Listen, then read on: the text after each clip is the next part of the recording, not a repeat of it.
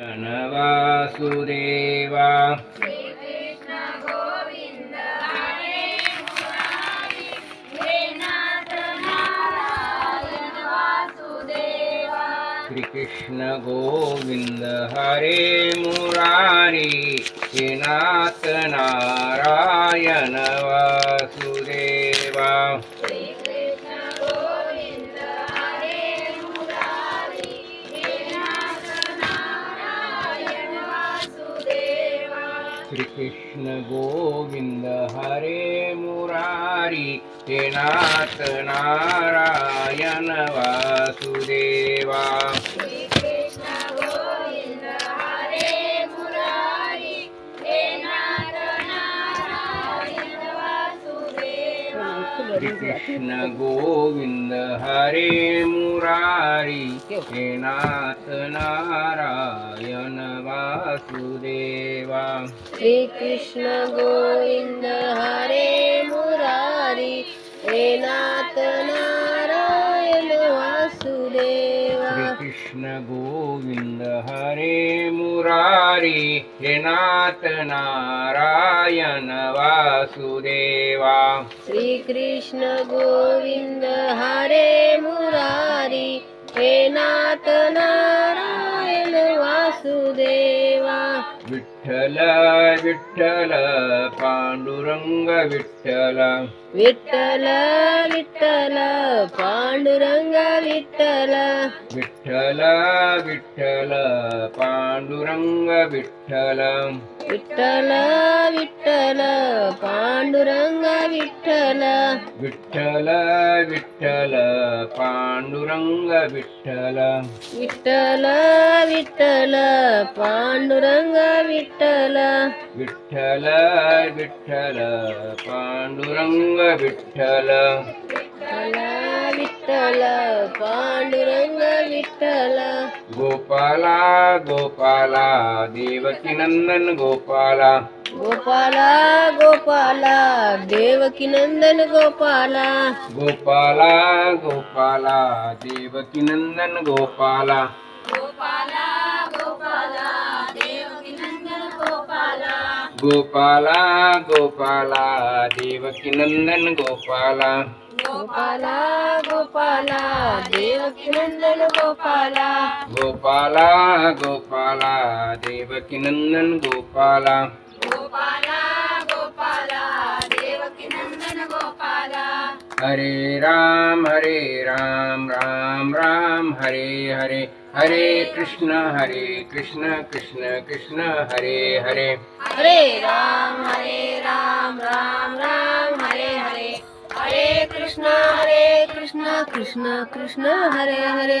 हरे राम राम हरे हरे. हरे कृष्ण कृष्ण कृष्ण हरे हरे. हरे राम राम हरे हरे. हरे कृष्ण कृष्ण कृष्ण हरे हरे. हरे राम राम हरे हरे. हरे कृष्ण कृष्ण कृष्ण हरे हरे. हरे राम राम हरे हरे.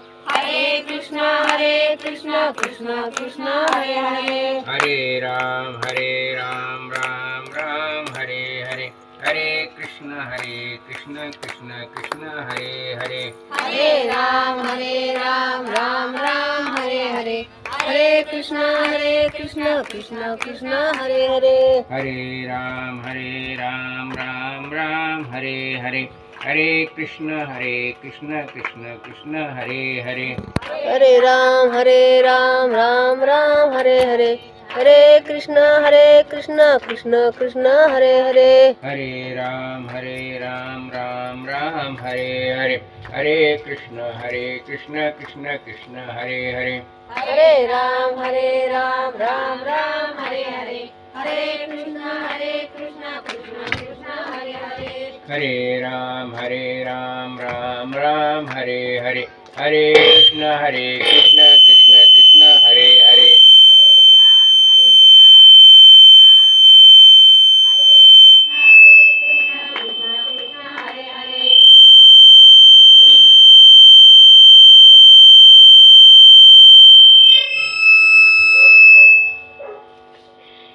अच्युतं केशवं कृष्णदामोदरं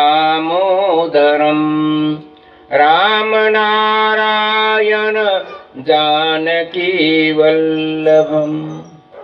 कौन कहता है भगवान आते नहीं, कौन कहता है भगवान आते नहीं। द्रौपदी जैसे पुकारते नहीं, द्रौपदी जैसे पुकारते नहीं। अच्युतं केशवं कृष्णदामोदरं रामनारायण जानकी वल्लभम। कौन कहता है भगवान खाते नहीं, कौन कहता है भगवान खाते नहीं। शबरी जैसे बेरे खिलाते नहीं, शबरी जैसे बेरे खिलाते नहीं। राधा मेरी माँ, पिता मेरे घनश्याम, इन दोनों के चरणों में मेरा कोटि कोटि प्रणाम।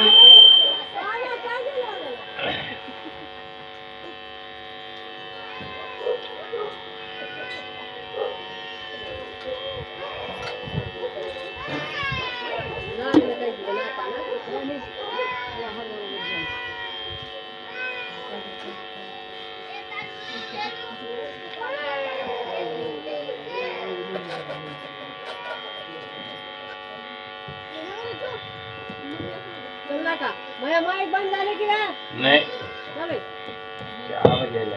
नाही चाल राहू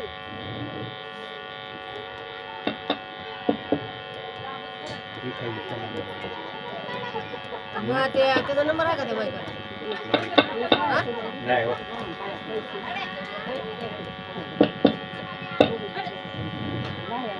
ए महेश एकट्याला नाही का? माईक वाल्याला फोन करा म्हणून सांग रे भाऊजीला तुझ्या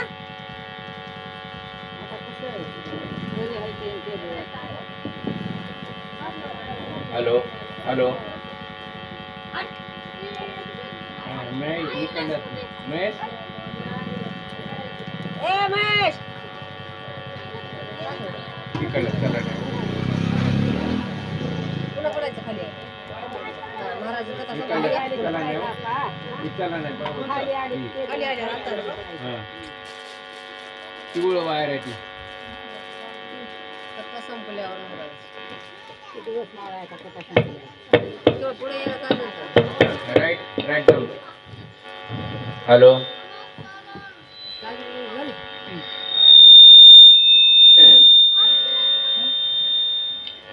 मैंने दान किया, मैंने जप तप किया, दान करते हुए ये ख्याल आ गया, हाड हाड कभी भूखे को भोजन दिलाया नहीं।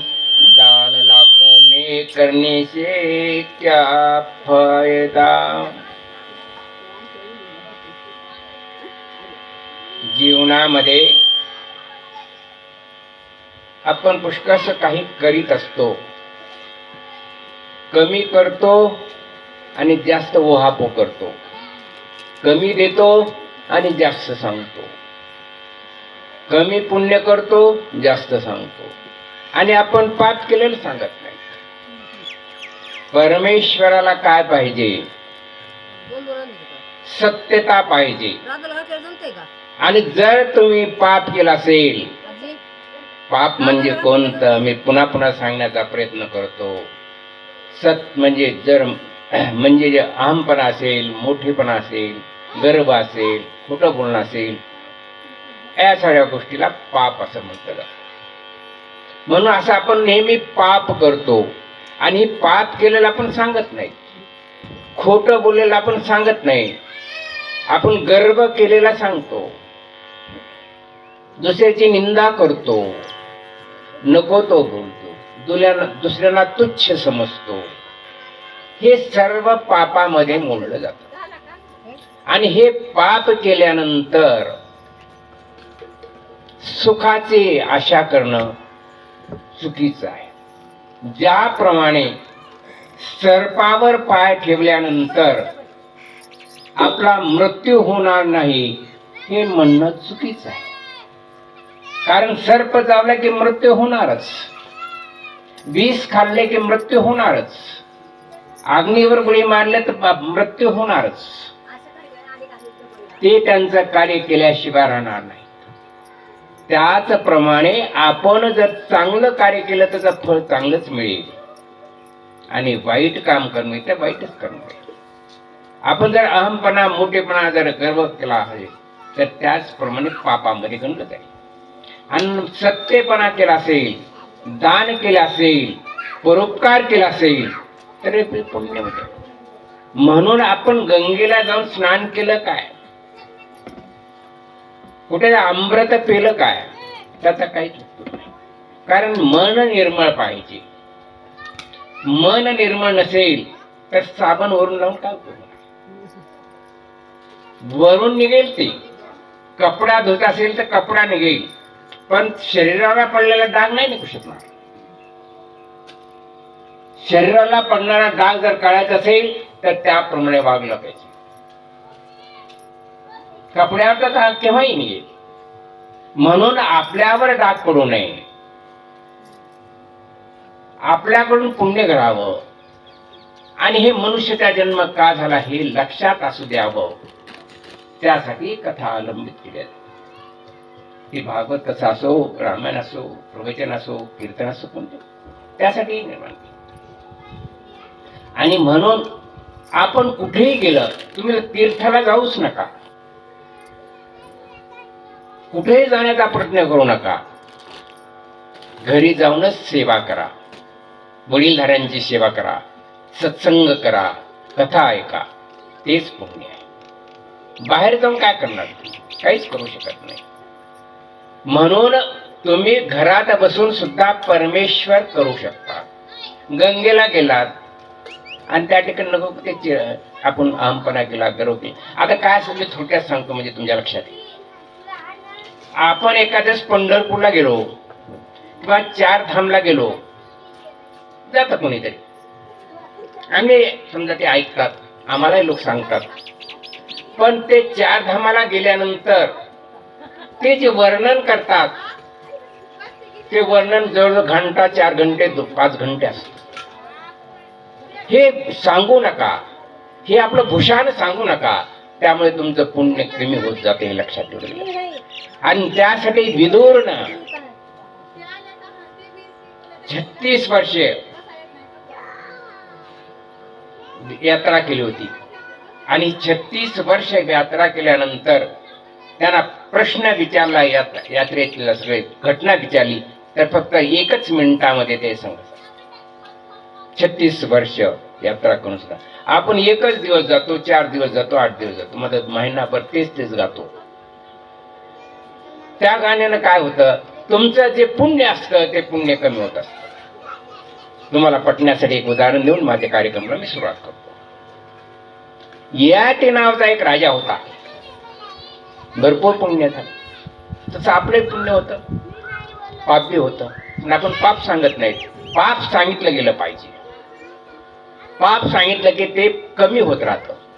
आपण उलट करतो, पाप लपून ठेवतो आणि पुण्य सांगतो. मग सुखाची प्राप्ती, पण आपण सुखाची अपेक्षा करतो. कसं उलट केल्यानंतर सुखाची अपेक्षा कशी मिळेल? कोणतंही कार्य जर चांगलं केलं तर त्याचं फळ मिळेल, उलट केल्यानं फळ मिळणार. आम्ही काय म्हणतात, आम्ही म्हणजे ग्रंथ काय म्हणतो, ग्रंथ असं म्हणतो की पाप केलेलं सांगा आणि पुण्य केलेलं सांगू नका. आपण काय करतो, पुण्य केलेलं सांगतो आणि पाप केलेलं सांगत नाही. म्हणून आपण ग्रंथाच्या विरोध जातात, धर्माच्या विरोध जातात आणि धर्माच्या विरोधात गेला म्हणून धृतराष्ट्राचा नायनाट झाला होता. धर्माच्या विरोध झाल्यामुळे रावणाचा नायनाट झाला होता. धर्माच्या विरोध गेल्यामुळे कंसाचा नायनाट झाला होता. धर्माच्या विरोध गेल्यामुळे हिरण्यकशिपूचा नायनाट झाला होता. मग आपला का होणार नाही? ह्या महालोकांचा जर नायनाट होत असेल तर आपला का होणार नाही? म्हणून ह्या धर्माप्रमाणे वागण्याचा प्रयत्न करावा. अधर्मप्रमाणे वागलं की एक ना एक दिवस घातक झाल्याशिवाय राहत नाही, लक्षात ठेवलं गेलं पाहिजे. तसंच ययाती नावाचा एक राजा होता, ती कथा सांगतो मी तुम्हाला. त्याचे भरपूर पुण्य झालं आणि पुण्य जास्त झालं की इंद्र बनत असतो. म्हणून तो इंद्राकडे गेला आणि इंद्राच्या सिंहासनावर बसला. कारण इंद्राच्या लक्षात आलं की माझ्यापेक्षा पुण्याचं जास्त आहे. सिंहासनावर बसल्यानंतर आपण सध्या तर खुर्चीसाठीच भांडतो ना. आता तर जस सुद्धा खुर्चीसाठीच भांडतो, त्यावेळेस देव सुद्धा खुर्चीसाठीच भांडतात. आणि मग तो खाली उतरलं सत्य आहे, परंतु त्याला चैन पडेना. आणि म्हणून आता काय करावं, म्हणून आपल्या गुरुकडे गेले.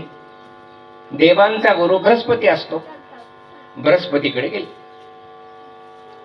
आणि बृहस्पतीला विचारलं, गुरुला विचारलं की ययाती नावाचा राजा आलेला आहे आणि त्याचं पुण्य माझ्यापेक्षा जास्त आहे, तो राज्यावर बसलेला आहे, तर मी काय करू? गुरुने विचारलं तुझी काय इच्छा आहे? त्याने सांगितलं मला माझी इच्छा म्हणजे गादीवर खुर्चीवर बसण्याचीच असते ना, कोणाची असते, तुमची काय आमची काय सगळ्यांची असते. तर ठीक आहे, म्हणून गुरु हा महत्वाचा असतो, लक्षात ठेवलं. गुरुने सांगितलं जा आणि तू ययाती राजाला विचार की तू काय काय पुण्य केलंस ते मला सांग, काय काय पुण्य केलं. आणि ते पुण्य सांगत गेला, तसं तसं ते पुण्य संपत आलं आणि शेवटचं पुण्य सांगितलं त्याचं पुण्य 0 झालं आणि एकदम तो पृथ्वीलोकावर आला. कारण काय झालं? फक्त आपली भुसारकी सांगितली, आपलं का पुण्य सांगितलं आणि त्या पुण्याचा काय परिणाम झाला? त्याचा ह्रास झाला, तो कमी होत असतो. आणि म्हणून मला तुम्हाला विनंती आहे की तुम्ही जे एखादं चांगलं जरी काम केलं असतं एखाद्या शब्दात सांगा, बस विषय तुम्ही विचारलं तर सांगा, अन्यथा सांगण्याचा प्रयत्न करू नका. जर केला तर ते केलेलं पुण्य, गेलेलं तीर्थ, गेलेलं ते वाया गेल्याशिवाय राहणार नाही. मी तुम्हाला त्यासाठी प्रमाणासहित सांगितलं की मी सांगत नाही, ग्रंथासहित सांगितलं की आपण आपलं पुण्य लोकांना वाटण्याचा प्रयत्न केला, सांगण्याचा प्रयत्न केला, मोठेपणा करण्याचा प्रयत्न केला, अहमपणा करण्याचा प्रयत्न केला तर ते उपयोगी पडत नाही. आणि म्हणून सर्वांना माझी अशी विनंती आहे की आपण पुण्य सांगू नका, पाप मात्र निश्चित सांगा की पाप सांगितलेलं पुन्हा तो करू शकत नाही.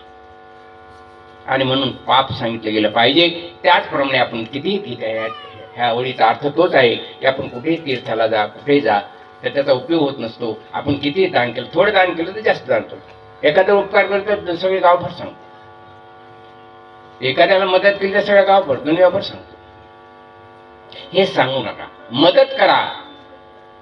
मदत केल्यावर पुण्य मिळतं हे निश्चित आहे, पण ती मदत केल्यानंतर जर दुसऱ्याला सांगितलं तर ऱ्हास होतो ही निश्चित आहे. म्हणून ह्या गोष्टी करू नये असे या निमित्तानं मी ह्या कवितेच्या निमित्ताने तुम्हाला सांगितलं. आता ज्याविषयी कथा आरंभ होण्यापूर्वी परिहार देण्याची पद्धत असते, ती परिहार देऊन मी कथेला सुरुवात करतो.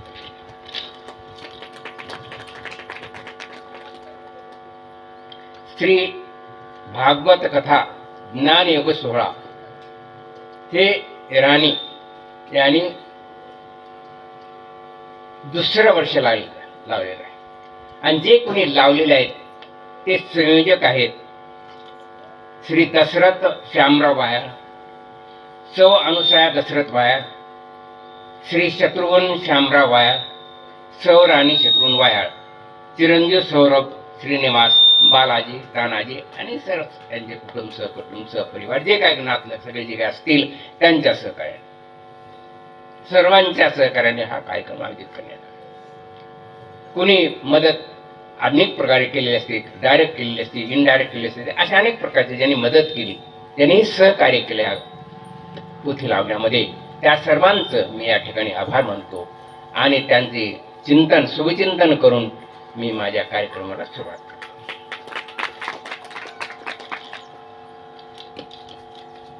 काल आपण काय असतं बघा, मी बोलत बोलत मी सहज बोलून जाईन की कधी कधी सांगत असताना एखादी गोष्टी ह्या त्या ओहापोहामध्ये सांगितलेली असते. मी हे ह्या कथेमध्ये सांगितलेली नाही. ह्या त्या अर्थावरून, त्या कवितेवरून ही तुम्हाला कथा सांगितली. आणि ही कथा सांगितल्यानंतर मी ती कथा सुरू करतात. त्या कथेमध्ये हा शब्द कधी कधी येत असतो. मग काही लोकांना असं वाटतं की महाराजांनी डबल सांगितलं. शक्य नसतं ते. आम्हाला ते माहीत असतं की आम्ही ह्यांना सांगितलेलं आहे, परंतु त्या वळीला ते आलेलं असतं आणि त्या वळीला असल्यामुळे पुन्हा त्याला रिपीट करावं लागतं. हे लक्षात ठेवलं गेलं पाहिजे. रिपीट होतं हे आम्हालाही कळतं की काल सांगितलं होतं, परवा दिवशी सांगितलं होतं, परंतु त्या अनुषंगानं ते आल्यानंतर त्यांना तुम्हाला ते पटावं म्हणून आम्हाला ते सांगावं लागतं. एवढंच या निमित्तानं सांगून मी माझ्या कार्यक्रमाला सुरुवात करतो.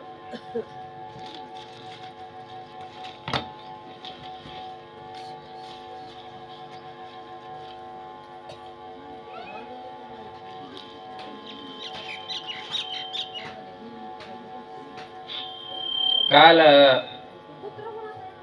आपण परीक्षित राजाबद्दल बोलत होतो, बरोबर आहे? हो किंवा नाही? आणि परीक्षित राजाचा हा जन्म पांडवांच्या कुळात झालेला होता आणि जन्मताच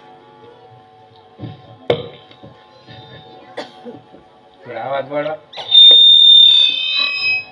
जन्मतःच परमेश्वर त्यांच्या आईच्या पोटामध्ये, गर्भामध्ये गेले होते. इथपर्यंत मी तुम्हाला कथाला सांगितली होती. आणि पांडवांचा, कारण त्यांचा जन्म त्यांचा मृत्यू, त्याप्रमाणे पांडवांचा एक एक ऱ्यास होत गेला. आणि सगळं 5 पांडवांचा ऱ्यास झाल्यानंतर परीक्षित राजा, त्याच कुळातील अभिमन्यूचा मुलगा, उत्तरेचा मुलगा, हा गादीवर बसला. इथपर्यंत आपण आलो होतो. गादीवर बसल्यानंतर मी तुम्हाला काल सांगितलं की ज्याप्रमाणे रामराज्य होतं त्याचप्रमाणे त्याचं राज्य होतं. यांच्या काळामध्ये कुणीही भूक राहत नव्हतं, कुणी उपाशी राहत नव्हतं, कुणी रोगी नव्हतं, कुणी आजारी नव्हतं.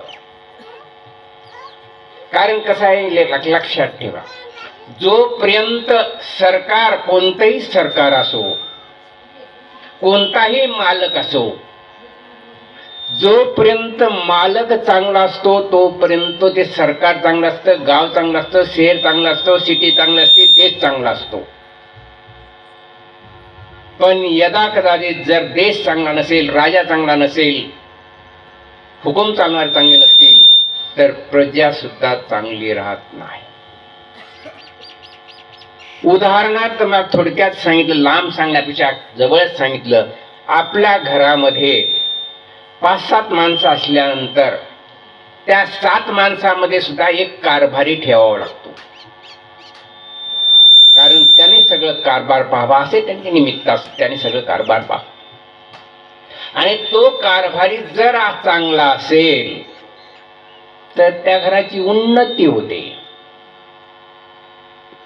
आणि तो कारभारी जर अहमपणा, मोठेपणा असेल, गर्विष्ठ असेल, नको ते धंदे करीत असेल, कारण कारभारी आहे, कारभाराला कोण म्हणणार, मालकाला कोण म्हणणार, आणि मग तो कारभारी नको तसा वागत असेल तर काही दिवसानंतर घराचा नायनाट जातो.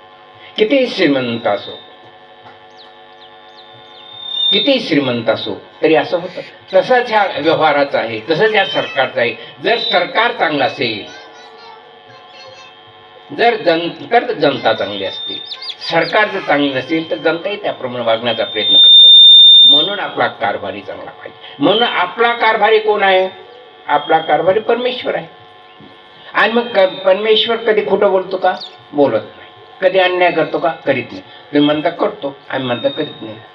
आता अन्याय त्याने केला, कुणावर केला? कंसावर केला. का केला? कारण कंसाने अन्याय केला म्हणून त्याच्यावर अन्याय केला. रावणावर अन्याय केला, का केला? त्याने अन्याय केला म्हणून केला. म्हणजे जे अन्यायाच्या विरोधात लढतो त्याला पाप असं म्हणत नाही. कारण युद्ध करताना सुद्धा कृष्णानं अन्यायानेच विरोध केलं, अधर्माप्रमाणेच विरोध केलं. पण कधी केलं अधर्माप्रमाणे? ज्यावेळेस दुर्योधनाने अधर्म सुरू केला त्यावेळेस त्याने अधर्म सुरू केला. बरोबर? मग देवाचा अधर्मही धर्म असतो, पण आपला अधर्मही धर्म नसतो, हे लक्षात ठेवलं गेलं पाहिजे. आणि म्हणून परीक्षित राजा पांडवाच्या घरात जन्मल्यानंतर सगळे जीवन सगळं जग सुखी होतं. आणि सुखी झाल्यानंतर एके दिवशी त्यांना असं वाटले इथपर्यंत आपण आलो होता. घोड्यावर बसून त्यांनी भ्रमण करण्याला सुरुवात केली आणि त्या ठिकाणी एक गाय आणि एक बैल दिसलं. एक धर्म आणि पृथ्वी असा त्याचा अर्थ असतो. आणि बैल ही 3 पायावर उभा होता आणि रडत होता. गाय रडत होती. आणि मग त्याने प्रश्न विचारल्यानंतर का असं झालं, तर त्यांनी सांगितले की जोपर्यंत या ठिकाणी श्रीकृष्ण होते तोपर्यंत ठीक होतं. त्याच्यानंतर काय झालं, श्रीकृष्ण निजधामाला गेले आणि कलियुगाला सुरुवात केली. मग का 3 पाय गेले हे मला माहित नाही, पण गेले ही खरं आहे असं पहिल्यांदा धर्मानं सांगितलं. आणि मग त्याच्या लक्षात आले एक मनुष्य उभा होता काठी घेऊन. मी त्यांना प्रश्न विचारला तर तो कली होता. तर त्याने विचारलं तो कोण आहेस, इथपर्यंत आपण आलो होता. आणि त्यांनी सांगितले की मी कली आहे. मग मला तुमच्या राज्यामध्ये राहण्याची परवानगी द्या. कारण आपल्या खेडेमध्ये बघा एखाद्या बाहेरचा कुणी आला असेल, तांबडकरी आला असेल, कुणी आला असेल तर ते सरपंचाला विचारतो 2-4 दिवस मला राहू. तसं असते. तसं या ठिकाणी आल्यानंतर कलेला असं वाटलं की ह्या राज्यामध्ये आपण प्रवेश करावा. पण प्रवेश करायच्या अगोदर राजाची परवानगी घेतली आहे पाहिजे. आणि राजाने परवानगी नाकारली कारण हा कली होगा. परंतु कली हुशार होता. काही माणसं फार हुशार असतात, चंचल असतात. आणि मग बोलत बोलत त्यांनी राजाच्या पायाला स्पर्श केला. आणि स्पर्श केल्यानंतर राजाच्या मनामध्ये ते चांगुलपणा होता तो नाहीस झाला. कारण त्यानं कलीचा प्रवेश करून घेतला, दुष्टांचा प्रवेश करून घेतला आणि ते प्रवेश त्यांच्या शरीरामध्ये गेले. म्हणून फक्त हरिदास हा भिल्लांचा मुलगा, भिल्लाच बरोबर खेळत होता आणि दाशीचा मुलगा होता, गरीब होता. परंतु फक्त त्यांच्या संतांचं अन्न उष्ट अन्न खाल्ल्यामुळं, कारण संतांनी अन्न खाण्यात परवानगी दिली आणि उष्ट अन्न खाल्ल्यामुळे त्यांच्या जीवनामध्ये पूर्ण बदल झाला. का झाला, कारण संतांचं उष्ट अन्न खाल्ल्यानंतर आपल्या मनातील जे विकार असतात ते विकार नाहीसे होत असतात. म्हणून जे साधू संत असतात त्या ठिकाणी आपण नेहमी म्हणत असतो की साधू संत येते घरात तोच दिवाळी दसरा. त्याचं कारण असं असते की साधू खरे असतील आणि त्यांचं जर दर्शन घेतलं तर आपलं निश्चित उज्ज्वल दिवस आले असे समजले. आणि मग तसं हरिदास उज्ज्वल दिवस आले आणि तुम्ही अन्न खा. तसं या ठिकाणी पुराता कलीचा प्रवेश केला. कलीनं त्यांना स्पर्श केला राजाला. म्हणून राजाच्या मनामध्ये सुद्धा दोष निर्माण झाला आणि त्याला जे नको ह्या राज्यामध्ये राहू नका असं म्हणल्यानंतर राहा म्हणू लागले. उलट होतो. राहिल्यानंतर त्याला 4 जागा दिला. ते काल 4 जागा तुम्हाला सांगितलेल्या आहेत. आता पुन्हा सांगण्याची आवश्यकता आहे असं मला वाटत नाही.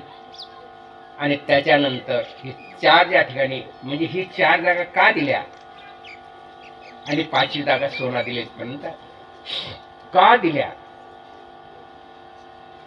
कारण हे ज्या ठिकाणी ह्या 4 किंवा ह्या 5 गोष्टी ज्या घरात चालतात, ज्या व्यवहारात चालतात ते कधीही सुखी होऊ शकत नाही. त्याचा अर्थ हा आहे. जिथे 4-5 गोष्टी काल तुम्हाला सांगितले, कोणत्या गोष्टी तुमच्या लक्षात असेल का नाही? असेल ना माय? हो म्हणा ना. असेल ना माय? माय आत ना असं. हा तर ठीक आहे. तर त्या गोष्टी जर आपल्या घरामध्ये असतील तर तुम्ही सुखाची अपेक्षा करू नका. तर तुम्ही सुखाची अपेक्षा करू नका. का करू नका? तर ते राजाने परवानगी दिली, कायद्याने परवानगी दिली.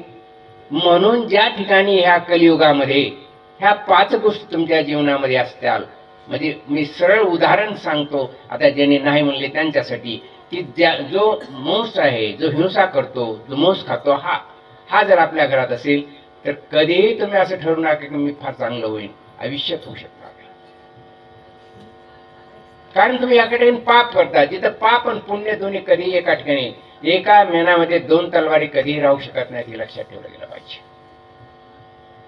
किंवा ज्या मध्य असेल, मध्य हा घरांचं वाटोळं करतो, पत्नीचं वाटोळं करतो, मुलांचं वाटोळं करतो, संसाराचं, सगळ्याला माहित असतं, माहित पुन्हा नाही, सगळ्यालाच माहित असतं, पण होतं कारण त्यांचा ऱ्हास व्हायचा असतो, कारण त्यांचा घात व्हायचा असतो, म्हणून होत असतो.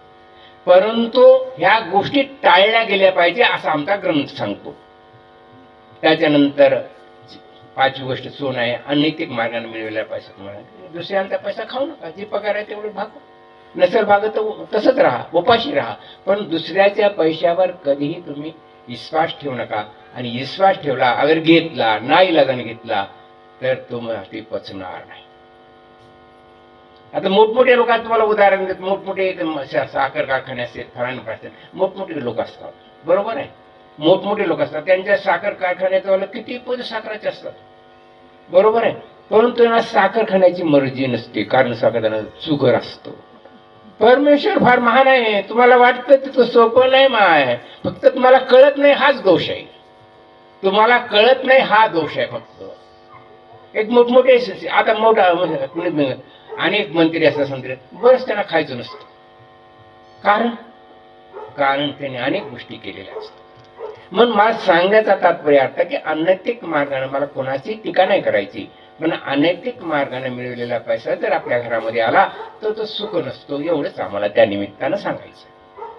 कोण काय करते याची आम्हाला देणं घेणं नाही, पण जो चांगलं वागतो, जो धर्माप्रमाणे वागतो, त्याचं कल्याण होतं, एवढंच या ग्रंथाच्या निमित्तानं सांगू शकतो.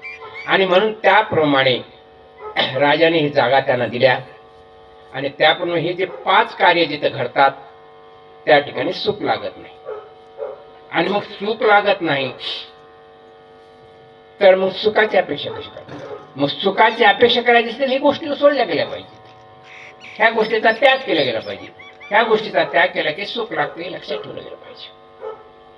आणि म्हणून राजाने ज्या 5 गोष्टी सांगितल्या, ही सगळ्या 5 गोष्टी अनैतिक मार्गाच्या आहेत, आणि म्हणून अनैतिक मार्गाच्या ठिकाणी त्यांना जाण्यासाठी राजाने परवानगी दिली, आणि ती परवानगी कलियुगानं मांडली, आणि आतापर्यंत चालू आहे. अशा पद्धतीने व्यवहार झाल्यानंतर ते असं वाटलं कलीला की आपण राजाच्या शरीरातच शिरलं पाहिजे, राजाच्या घरातच शिरलं पाहिजे. कारण मी लक्षात ठेवा, तुम्ही एखाद्या पापी माणसाचा उपकार करण्याचा प्रयत्न केला तर तो कधी ना कधी धोका दिल्याशिवाय राहणार नाही. सापाला किती दूध पाजवलं कधी ना कधी डसल्याशिवाय राहणार.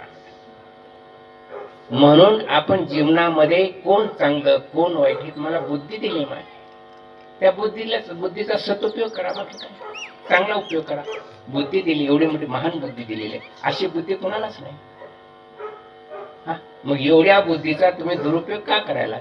एवढा महान जन्म, अहो कधीच मनुष्याचा जन्म मिळणं त्याच्यासारखा पुण्यवान कोणीच नाही ह्या जगामध्ये, आणि ती आल्यानंतर जर तुम्ही त्याचं वाटोळं करीत असतात तर काय म्हणावं, काय म्हणावं. म्हणून त्याचा सदुपयोग करा आणि पुढील जन्म चांगला घेण्याचा प्रयत्न करावा. तुम्ही जास्त पापीला तर आताच फेडावं लागतं, आता तर पुढे लांब जाऊ द्या, कलियुगामध्ये आताच फेडायला पाहिजे. परंतु नंतर सुद्धा अनेक प्रकारचे यत्ना भोगा नरक असतात. किती नरक आहेत? 13 नरक आहेत.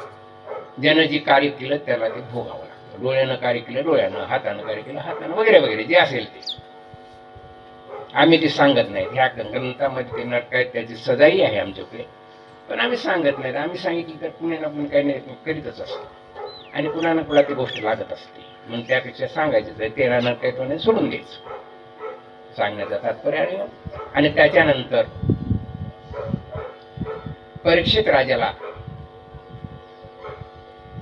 ते झाल्यानंतर तो सहज फिरत गेला आणि घरी आला. आणि घरी आल्यानंतर त्याला असं वाटलं की माझ्या वडिलांना काय काय कमवलं ते पाहावं. गोडाऊन असते, राजांची मोठमोठे गोडाऊन असते, संपत्ती मिळवले ते राज्य करून हारून जाणार राज्यामध्ये संपत्ती आणलेली असते, ते गोडाऊन असते. त्या गोडाऊनामध्ये ते गेले. अनेक प्रकारचं सोनं त्या गोडाऊनामध्ये पडलेलं होतं, आणि ते पाहिल्यानंतर प्रत्येक गोष्ट पाहत गेले. आणि त्या ठिकाणी एक डब्बी होती किंवा एक संदूक होता, ते संदूक उघडल्यानंतर त्याचा सुंदर असा मुकुट होता. आणि सुंदर मुकुट पाहिल्यानंतर राजा त्या भारावून गेला त्या मुकुटाकडे. आणि ते मुकुट कुणाचा होता? अनैतिक मार्गाने मिळवलेला तो मुकुट होता. आणि म्हणून पांडवांनी ते ह्याच्यामध्ये ठेवला होता. परंतु ह्याने काय केलं? ते सुंदर दिसल्यामुळे तो मुकुट आपल्या डोक्यावर घातला. आता डोक्यावर तुम्हाला मी काय सांगितलं की 5 गोष्टी सांगितल्या. त्याच्यापैकी एक गोष्ट कोण झाली? अनैतिक मार्गाने मिळवलेला पैसा. मग हे मुकुट कसा मिळवलेला होता माहिती तुमच्या लक्षात यावं म्हणून सांगतो. राज्य अनैतिक मार्गाने मिळवलेला हा मुकुट होता. आणि हा मुकुट अनैतिक मार्गाने मिळवल्यानंतर त्याने ते डोक्यावर घातला. मग त्या ठिकाणी कली येईल का नाही एवढं मला सांगा. मग तुम्हाला कळायला असं म्हणजे कली. मग तुम्हाला इथं समजलं आता. म्हणजे त्यानं डोक्यावर तो मुकुट घातल्याबरोबर कलीनं प्रवेश केला त्याच्या शरीरामध्ये. त्याला जे पाहिजे ते त्याला मिळालं. आता प्रवेश केल्यानंतर राजा इतका धार्मिक होता. आता जन्मताच कृष्णाचं त्यानं मुख बघितलं होतं. जन्मताच कृष्णाचे बघितलं. आणि इतका धार्मिक असताना सुद्धा त्याला असं वाटलं की शिकारीला जावं. बुद्धी पलटली. कली आला की पलटतो माणूस. करायला की पलटते. चपठन फरण चुकतच ना. चुकतच ना. माणूस चुकतच असतो हे लक्षात ठेवा. म्हणून करताच कामा नये. केलं की चुकलं सगळं. म्हणून त्याच्या गोष्टी करता कामा नये. कारण कली येते. कली येते तुम्हाला सुधरूच देणार नाही. आणि मग कलीनं प्रवेश केला आणि राजाची बुद्धी पालटली, बदलली. आणि म्हणून संगत चांगल्याची लागते. संगत जर वाईटाची लागली तर बुद्धी पलटते. किती चांगला. आपण आई म्हणते माझा मुलगा लय चांगला होतो. मग काय झालं? बिघडला. का बिघडला? संगत चांगली. संगत महत्वाची आहे. आई वडिलापेक्षा 16 वर्षानंतर जे आई वडील शहाणे असतील, 16 वर्षानंतर जे मुलाकडे लक्ष ठेवतात लग्न होईपर्यंत, तेच शहाणे आई वडील बनायचे. आणि 16 वर्षापर्यंत तुम्ही किती त्याला जपतो पण काय ऐकतो काय वडिलाची. मग 16 वर्षानंतर जे शरीरामध्ये बदल होत असतो. आणि शरीरामध्ये बदल झाला ते आई वडिलाचं ऐकत असतो, मुलांचं ऐकत असतो, मित्रांचं ऐकत असतो, दोस्तांचं ऐकत असतो. आणि मग आई वडिलापेक्षा दोस्त प्रिय असतात हे लक्षात ठेवलेलं पाहिजे. आणि प्रिय जर दोस्त चांगलं भेटते तर चांगलं नाही असं नाही. आणि दोस्त जर चांगले भेटले नाही तर नाही. उदाहरण सांगतो म्हणजे तुम्ही लक्षात. एक मारबडी होता. मोठं दुकान होतं कापडाचं. त्याचा मुलगा शिकून घरी आला आणि वडिलांना म्हणला दादा आता तुम्ही घरी बसा, मी हे दुकान सांभाळतो. वडील काय म्हणले नाही नाही तुला काय येते आताच, चल घरी बस. आणि माझे हात पाय हलते. ही चूक आहे. आई वडिलांची फार मोठं चुकत आहे. राग आला तरी चालेल. काय 2 मिनिटं सांगायचे निघून जायचं. 2 दिवस राहायचं निघून जायचं. मला काय राग आला तरी मला काय फायदा आहे. पण तो तुमच्या लक्षात यावा मी काय सांगतो त्याचा परिणाम आज ना उद्या तुमच्या लक्षात आल्याशिवाय राहणार नाही. आज मला माझं वाईट वाटेल पण उद्या तुम्हाला ते खरं वाटेल. आणि मग त्या सांगितलं ना माझा घरी. आता मुलगा जे शिकून आल्यानंतर ग्रॅज्युएट झाल्यानंतर 16, 18, 20, 22 वर्षाचा असणारच की नाही. आणि आल्यानंतर घरी कवर बसेल मुलगा येतो. 2-4 दिवस झोपला असेल घरी की पुन्हा तो बाहेर हळूहळू जाऊ लागला. आता बाहेर गेल्यानंतर श्रीमंत मुलगा होता. मोठं दुकान होतं कापडाचं. मग त्याला दोस्त बी त्याच पद्धतीने भेटले. आणि हळूहळू हळूहळू मग तो पत्ते खेळू लागला. पत्ते खेळ करत असताना आणि मध्य पिऊ लागला. करत आणि सगळ्या गोष्टी नको त्या गोष्टी झाल्या. आणि हळूहळू हळूहळू हळूहळू ते दुकान बरबाद झालं. बाप म्हणतो आता बसा दुकानावर. मी म्हणतो मला वेळच नाही. मग त्याच वेळेस जर त्याला दुकानावर बसू दिला असतं तर ह्या गोष्टी घडल्या असत्या का हा प्रश्न मी तुम्हाला विचारतो. आणि म्हणून तुम्ही इथंच चूक करता. मुलगा कामाला आला की त्याला नोकरी लावलीच पाहिजे. नाही तर काही काम कर आणि तो मिळून आण म्हणलं गेलं पाहिजे. इतकं दगड रचला पाहिजे आपल्या छातीवर तर आपलं काळ चांगलं होतं. अन्यथा जर प्रेम निर्माण केलं तर तुम्हाला शेवटपर्यंत रडावं लागतं हे लक्षात ठेवलं पाहिजे. आम्ही सांगतात बरेच वेळेस सांगण्याचा प्रयत्न करतात आम्ही सुद्धा. पण लोक हसतात. लोक म्हणतात आणि लहान आहे. लहान नाही लहान नाही. आम्ही सांगतात ते लहान नाही. आम्ही सांगतात तुमच्या हितासाठी सांगतात. पुन्हा मात्र आमच्या नावानं रडू नका. कारण त्याचा नियमच असा आहे, 16 ते 18 वर्षांच्या शरीरामध्ये बदल होत असतो आणि ते बदल मग तुमचे त्यानं कधीच कमी होऊ शकत नाही. त्यासाठी सहकार्य पाहिजे. मग 18-20 वर्षानंतर नोकरी लागल्यानंतर लग्न वगैरे करा. एकदा लग्न झाल्यानंतर तो कुठेही जाऊ शकत नाही. पण एकदा जर तो बाहेर फिरण्याचा त्याचा प्रयत्न झाला आणि जो फिरू लागला तर लग्न झालं तरी ते फिरणारच. एकदा चोरीची सवय लागला की निश्चित चोरी करणारच. एकदा आयतं खायची सवय लागला की आयतं खाणारच. मग यावर आई वडिलांनी लक्ष ठेवलं पाहिजे. एवढंच या निमित्तानं मला सांगायचं आहे. पुढे चलतो. आणि मग राजाला असं वाटलं की मला शिकार करावी. करीत होता का शिकार? कधीच करीत नव्हता. तो महान होता. तो काय साधा होता का? धार्मिक होता. ते शिकार त्याला कधी जमतच नव्हती. पण त्याच्या बुद्धीमध्ये पालट झाला आणि तो शिकारीला गेला. अनेक प्राणी मारले गेले. त्या धुंदीमध्ये अनेक प्राणी मारल्यानंतर त्याला तहान भूक लागली. कोणीच नाही. अरण्यामध्ये काय सांगतात. पण एक झोपडी होती. त्या झोपडीमध्ये एक ऋषी तपश्चर्या करीत होते. आणि हा गेला. हा पांडवाच्या घराचा राजा आहे, लक्षात ठेवा. हा साधू संतांची सेवा करणारा राजा आहे, लक्षात ठेवलं पाहिजे. पण कसा बदल होतो जीवनामध्ये हे लक्षात ठेवलं पाहिजे. आणि का बदल होतो? कारण त्यानं अनैतिक मार्गाने मुकुट घातल्यामुळे त्याच्या विचारामध्ये बदल होतो. जो संतांची सेवा करतो, जो संतांचे पाय चोपतो, जे संतांचा आदर करतो, त्याला असं वाटलं की ह्या संतांनी माझी सेवा करावी. झालं ना उलट. जो संतांची सेवा करतो त्याला काय वाटलं की हे संत डोळे झाकून बसलाय. वास्तविक पता ह्याच्यासाठी बसला नाही. तो तपस्वीच होता. पण त्याच्या मनामध्ये गुत्तर खाल्ली आणि त्याला वाटलं की मी राजा आहे. आणि राजा असताना डोळे झाकून बसतो, माझे स्वागत केलं नाही, पाणी दिलं नाही, फला नाही दिसत. मनाचे उलटे विचार आले का नाही. आणि मग असा राग आल्यानंतर त्याने एक सर्प मेलेला ते उचलला त्याने आणि त्याच्या गळ्यावर टाकला. कुणाच्या गळ्यावर? त्या ऋषीच्या. शम्मी नावाचे ऋषी होते त्या ऋषीच्या. कि तपश्चर्या करीत होते. ते काय बोलले नाही, काय नाही. ते ध्यानमग्न होते. थोड्या वेळाने त्यांचा मुलगा आला. स्नानाला गेला होता. आल्यानंतर त्याने ते बघितलं वडिलांच्या गळ्यामध्ये साप. आणि मग त्याला राग आला. आता हा ऋषीचाच मुलगा आहे का, साधा आहे का? आणि मग ते शाप देऊन टाकला त्यानं की जे काय जेणं कोणी हे गळेत हात टाकला असेल माझ्या वडिलांच्या, ते 7 दिवसात तक्षक नावाचा नाग गेल्याने तर डसेल. गेला शाप. शाप कुणाचाही वाया जात नसतो, हे लक्षात ठेव. हे तर ऋषी आहे. असा शाप दिल्यानंतर हा घरी गेला. कोण? परीक्षित राजा. आणि असा मुकुट काढला त्याने आपल्या डोक्यावर.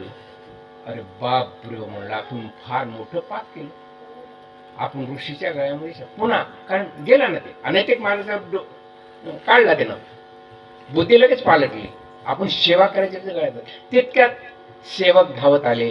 महाराज, तुम्हाला गुरु शाप मिळाला. श्रृंगी नावाचा ऋषी आहे, त्यांचं श्रृंगी नाव, त्या मुलांचं नाव होतं श्रृंगी. त्याने शाप दिला की तुम्हाला 7 दिवसामध्ये तुमचा मृत्यू सर्पचा होणार. आता सेवकानं सांगितलं. आणि त्याच क्षणाला त्यानं अन्न आणि पाण्याचा त्याग केला. कुणी राजानं, असं म्हणा ना. म्हणजे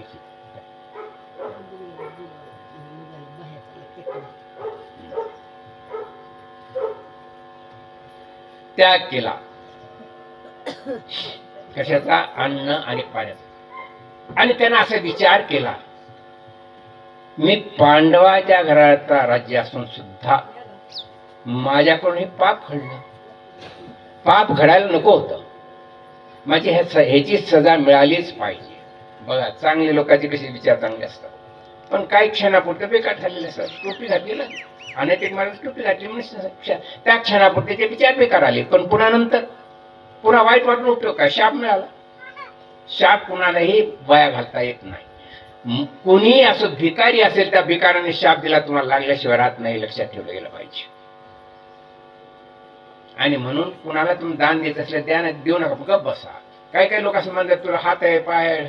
अरे काय करायचं तुम्हाला त्याच्या हाता पायाला द्यायचं तसलं द्या नाही ते गपची बस आपल्या घरात काम करत बसा. कशाला त्याला खिजवायला लागला. त्याचा खिजवल्यानंतर त्याचा जर शाप लागला तर निश्चित मला लागल्याशिवाय राहणार. मग नसले उठ गगन बस पाठपुळी उगतच आणले उगच घ्यायला काय म्हणलं तुम्ही म्हणायचंच नाही. तुम्ही दान द्यायचं नका देऊ पण म्हणायचं तसं. मग राजाला असं वाटलं की आपलं चूक झाली.